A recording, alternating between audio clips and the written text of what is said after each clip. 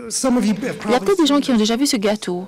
Hazel Henderson, c'est elle qui l'a inventé. Elle parle donc de la partie monétisée et la partie non monétisée de l'économie. Alors on parle du secteur public, le secteur privé, qui est tout en haut du gâteau. Alors ici, il y en a 6, naturel, physique, humain, social, culturel. Et tous ces capitaux sont liés par un principe qui est la mobilisation communautaire. En bas, dans l'économie sociale, c'est la réciprocité.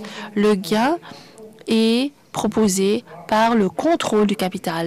Qu'est-ce que c'est le capital communautaire? C'est une façon de parler de l'intégration dont on a parlé en plénière ce matin. C'est une autre façon de parler du tabouret, mais c'est une façon plus nuancée de voir les choses.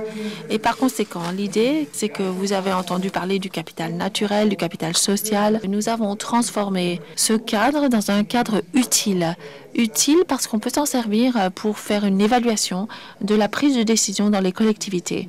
Si vous regardez la diapo de droite à gauche, à la fin, tout à fait à gauche, un hexagone, un diagramme qui vous indique que donc dans ce cas-ci, nous faisons de très bons résultats en matière de capital naturel, humain et physique, mais pas tellement du côté capital économique et culturel. Donc pour finir, il y a plein de gens qui font de la recherche sur la durabilité ces jours-ci, beaucoup de gouvernements locaux qui font comme vous, qui essayent de faire ce travail ensemble, et nous travaillons, si vous voulez, un peu comme deux solitudes. Et donc, on cherchait le point idéal qui se trouve tout au milieu entre les chercheurs et les praticiens, donc à titre de métaconcept. Et donc, on a appelé ça Pando. Inscrivez-vous, tout ce qu'il faut se souvenir, c'est pando.sc pour Sustainable Communities. Merci.